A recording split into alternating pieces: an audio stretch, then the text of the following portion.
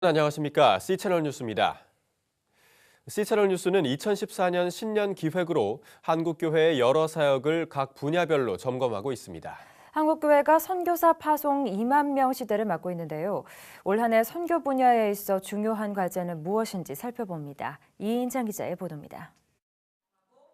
한국세계선교협의회가 한국교회 교단과 단체들이 파송하고 있는 선교사들을 집계한 바에 따르면 전 세계 169개국 25,700여 명이나 됩니다.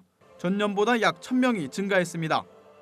130년 짧은 선교 역사에도 비약적 성장을 이룬 한국교회는 선교 사역에 있어서도 큰 역할을 하며 많은 선교사들을 해외로 파송하고 있습니다. 하지만 선교계에서는 이제 선교사 파송 규모보다 선교사 자질 향상, 정책 개발, 위기 관리 등을 중시해야 한다는 의견이 많아지고 있어 올 한 해는 관련 논의가 활발할 것으로 보입니다. 특히 해외 파송 선교사의 약 80%가 40대 이상인 현실에서 청년층 선교사 발굴이 더욱 중요한 상황입니다. 또 은퇴 세대의 시니어 선교사, 전문인 선교사가 늘고 있어 이들을 효율적으로 파송해야 한다는 과제도 중요합니다. 파송 선교사의 절반 이상이 주요 10여 개국에 편중돼 있는 현상을 해소하기 위한 방안 마련도 요구되고 있습니다. 예장통합총회의 경우 이 문제에 대한 해결 방안의 하나로 올해부터 각국 선교사회를 현지 교단이 참여하는 협의회로 전환할 예정입니다. 이를 통해 현지 교회에 초청이 있어야 선교사를 파송할 수 있도록 해 적정 파송 규모를 조절할 수 있을 것으로 기대되고 있습니다. 이와 함께 최근 몇 년간 선교계 안에서는 선교지 출구 전략에 대한 방안이 활발하게 모색돼 온 만큼 부작용 없이 선교지를 이양하고 나올 수 있는 실제적 모델을 만들어가려는 노력도 요구되고 있습니다.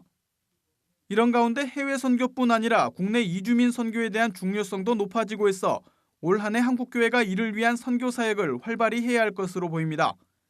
현재 국내 이주민은 이주 노동자와 결혼 이민자, 유학생 등을 포함해 150만 명을 넘어선 것으로 파악되고 있습니다. 또 1990년대 들어 크게 증가했던 단기 선교가 위축되는 현상도 주목할 필요가 있습니다. 무엇보다 단기 선교가 일회성 여행이 되지 않도록 국내에서 철저히 준비해 선교지와 선교사들의 필요에 맞는 보완적 사역이 진행되도록 해야 합니다.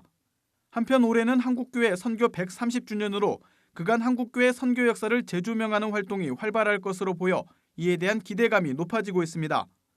또 지난 10월 열렸던 WCC 세계교회협의회가 32년 만에 새 선교 선언문을 채택한 이후 첫 해를 맞는 만큼 우리 선교 현장에서 이를 어떻게 접목하고 구현해 갈지도 중요한 과제가 될 전망입니다. C채널 뉴스 이인창입니다.